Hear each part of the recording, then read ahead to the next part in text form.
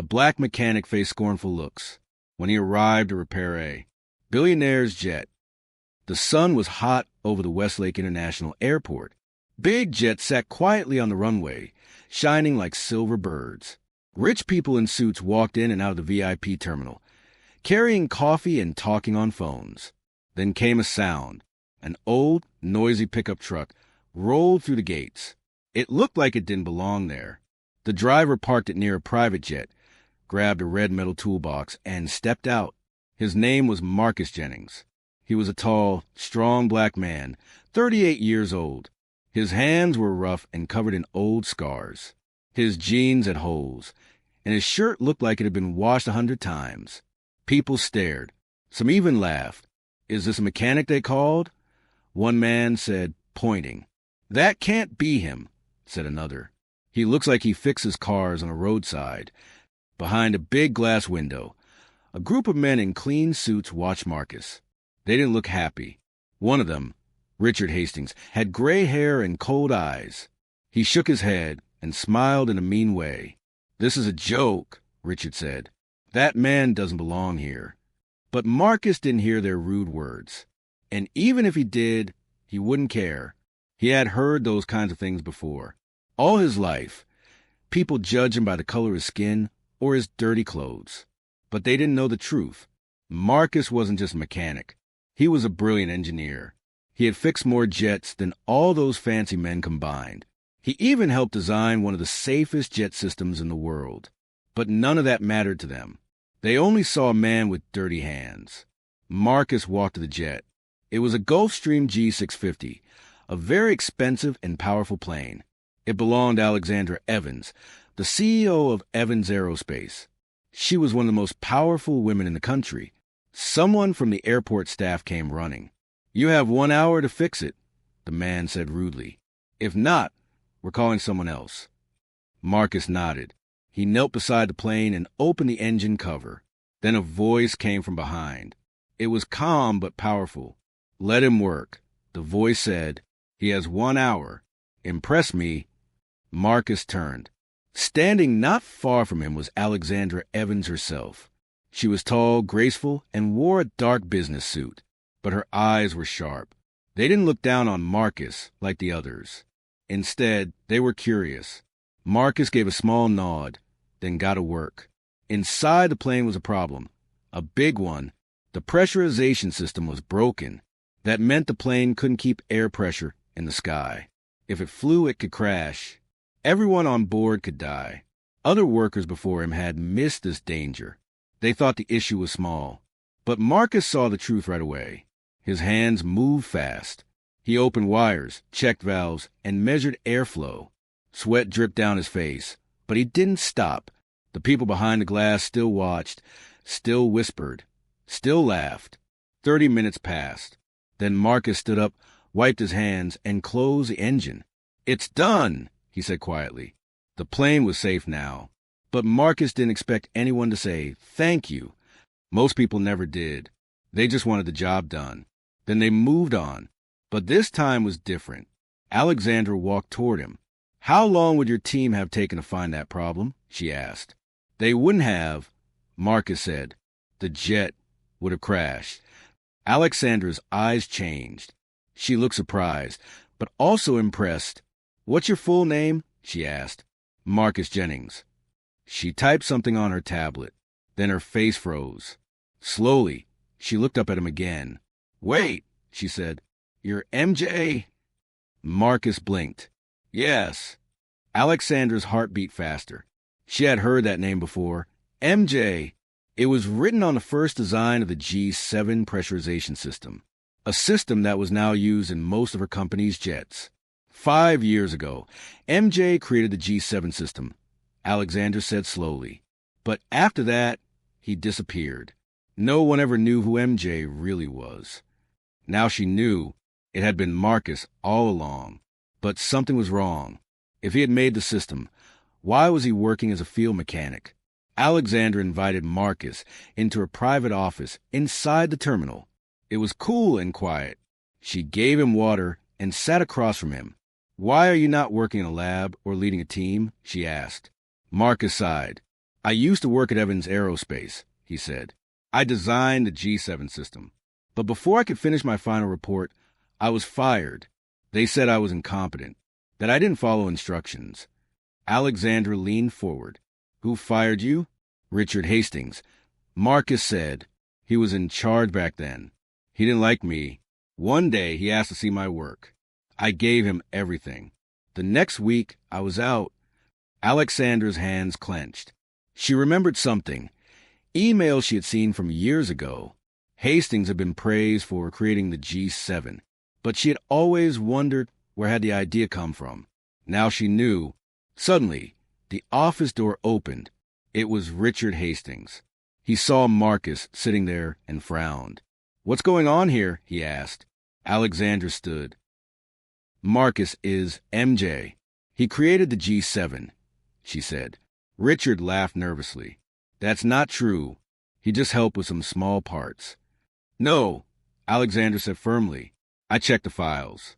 His digital signature is on every page. He's a true creator. Richard turned pale. I thought he wasn't ready, he stuttered. He didn't follow directions. You stole his work, Alexandra said. And now I have proof. Just then, another person walked in. It was Dr. Sophia Chun, the company's top lawyer. She carried a thick folder. We've been reviewing the internal emails, she said. There's no doubt Marcus is the real author of the G7 system. And Richard tried to erase his name. Richard opened his mouth to speak, but Alexandra raised her hand. You're suspended, she said. Leave now. Richard stormed out, his face red and angry. Alexandra turned to Marcus. You deserve better, she said. I want to fix this. I will give you your name back, your royalties, and... She paused. I have a bigger idea, one that could change everything. Marcus raised an eyebrow. What kind of idea? Alexandra smiled slightly. The kind that makes history. Marcus didn't know it yet, but this moment would change his life forever. He had come to fix a broken jet, but what he truly fixed was the truth. Marcus walked slowly through the long hallway of Evans Aerospace HQ. The building was tall and made of shiny glass. Workers in clean white shirts walked past him, some smiling, some staring in surprise. They whispered behind their hands. Is that him? That's Marcus Jennings. The real MJ? News spread fast. Just yesterday, Marcus was just a simple field mechanic. Today, he was being called a genius. But Marcus didn't feel proud. Not yet. He was thinking of all the years he worked hard in silence, while someone else took the credit. He remembered the nights he spent designing the G7 system with nothing but paper, a calculator, and a dream. He remembered his old apartment. Small, noisy, full of books and broken tools. He remembered how nobody believed in him, except one person, his mother. She used to say, "Keep building, baby. Even if they can't see it, God sees you." Now, maybe the world would finally see, too. Inside a tall meeting room, Alexander sat at the head of a large table. There were 10 board members, all waiting. Behind them stood cameras and journalists. It was time for a big announcement. Marcus stood beside her, nervous but calm. Alexandra tapped the microphone. Ladies and gentlemen, she said, today, I want to introduce the man who saved one of our jets, and also the man who created the G7 pressurization system, Mr. Marcus Jennings. The crowd gasped. Flashes from cameras lit up the room. One reporter raised a hand. How is that possible? We were told someone else designed the system. Alexandra nodded. That was a lie, she said, and I take full responsibility for not discovering the truth sooner. Marcus was dismissed unfairly 5 years ago. But thanks to his bravery and skill, we now know the truth. Marcus stepped forward. He cleared his throat. I didn't come here to be famous, he said softly. I came to fix a plane. That's what I do. I fix things. I'm not angry anymore. I just want my name to be next to the work I built with my own hands. Silence filled the room. Then came clapping.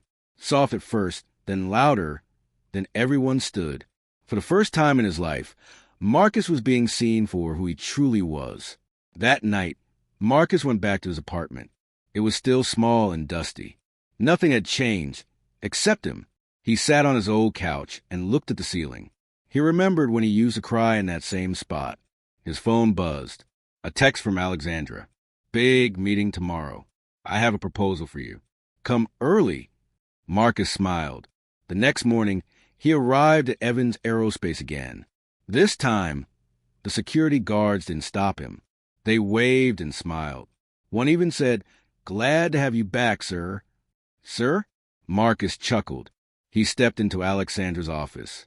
She stood by the window, holding a cup of tea. When she turned, she looked serious, but hopeful. "I want you to lead something," she said. "A new department. Something bold." Marcus sat down. "What kind of department?" "A team of dreamers," she said. "People like you. People who are smart, skilled, but always get ignored. Women. People of color. People who didn't go to fancy schools but are full of talent." She paused. "I want to call it Project Genesis. The beginning of something new." Marcus sat quietly. His heart beat faster. "Will you lead it?" Alexandra asked. "I'll give you full control. Build your team. Build new systems. New aircraft. Things we've never seen before." It was a lot. He thought of all the young men in his neighborhood who gave up because no one believed in them. He thought of the kids fixing bikes in backyards who might one day build rockets. He nodded. "I'll do it." 2 months later, Project Genesis was alive. It didn't look like a normal lab. There were no ties, no dress codes. People wore overalls, sneakers, even headphones. Some sketched on whiteboards. Others tested tiny engines. Music played in the background. And in the middle of it all, Marcus Jennings. He walked between tables, asking questions, giving advice. He wasn't just a boss. He was a leader. He hired a brilliant coder named Ava, who dropped out of college but could write programs in her sleep. He brought in Jay, a deaf engineer who would build a drone using only recycled parts. He found Faith, a 23-year-old Nigerian woman who invented a new way to make engines cooler using water vapor. They were misfits to the world, but in Genesis they were family. One day, as they were testing a new engine model, Marcus heard clapping outside. He stepped out and saw Alexandra talking to a group of international investors. "Gentlemen," she said proudly, "this is our future." Then she pointed to Marcus. "He's the one making it happen." The investors walked up to him. One shook his hand. "We heard your story," he said. "Very inspiring." Another said, "Whatever you're building, we want to fund it. Full backing. No limits." Marcus was stunned. No one had ever offered him everything before. He looked at his team. He saw their hopeful eyes. He thought of every door that had once been closed. Then he said simply, "All right, let's build the future." Later that evening, he sat on the rooftop of the building, watching the sunset. Ava joined him, holding 2 sodas. She handed him one. "You ever think this would happen?" she asked. Marcus smiled. "Not in a million years." She raised her can. "To truth." He raised his too. "To second chances." They drank. 3 years later, the world had changed. Planes designed by Marcus Jennings and his Project Genesis team were flying across the globe. These aircraft were safer, faster, and more eco-friendly than anything the world had seen before. People called them the people's jets. And now, Marcus was not just an engineer. He was a symbol of hope. Magazines called him the genius who was forgotten, then found. Young people around the world said, "If Marcus can do it, so can I." But Marcus stayed humble. He still drove his old pickup truck, still wore the same boots. He never forgot where he came from. One morning, he visited his old neighborhood. Kids ran up to him shouting, "Mr. Marcus, Mr. Marcus." They followed him as he walked to a small garage, the same one where he used to work on cars when he was younger. He unlocked the door and stepped inside. Dusty tools, old tires, broken radios. It smelled like memories. Marcus turned to the kids. "I used to sit right there," he said, pointing to a corner. "I draw planes on paper. People laughed at me." One boy raised his hand. "Why?" Because I didn't look like an inventor, Marcus said. But I kept going. The kids were quiet, listening. He smiled. And you can too. Then he gave them all small notebooks. Use these to write your ideas. One day, the world might need them. Back at Evans Aerospace, Alexandra Evans was preparing to retire. She had done what many CEOs never did. Cleaned her own house. She removed every leader who cheated, lied, or hurt others. She built a company that lifted people up instead of pushing them down. Now it was time to hand over the keys. At the final board meeting, she stood with Marcus beside her. I'm stepping down, she said, but I'm not worried, because the next CEO is ready. The room went silent. Then Alexandra turned to Marcus. You've already been leading, she said. Now it's just official. Marcus blinked. Me? She nodded. Yes, you've earned it. The board clapped. Some smiled. Some were shocked. But none could deny the truth. Marcus Jennings, the man who once stood in the parking lot with oil-stained hands, was now the head of one of the most powerful aerospace companies in the world. 6 months later, Marcus gave a speech at a university. He wore a simple suit. Nothing fancy. Just like him, he stood before a crowd of students, black, white, brown, from every country you could think of. He looked out and said, I was once told I didn't belong in rooms like this. I was told I wasn't smart enough. I didn't go to the best school. I didn't have the right clothes. But I had something they didn't see, purpose. The crowd listened closely. They laughed at my truck. They laughed at my hands. They laughed at my dream. But I kept showing up. I kept building. And now, here we are. A young girl stood and asked, What kept you going? Marcus smiled. My mother's voice, he said. She used to tell me, You are not what they call you. You are what you answer to. And I answered to greatness. The crowd clapped. Some cried. 1 week later, Richard Hastings was finally tried in court. Evidence had come forward from more victims.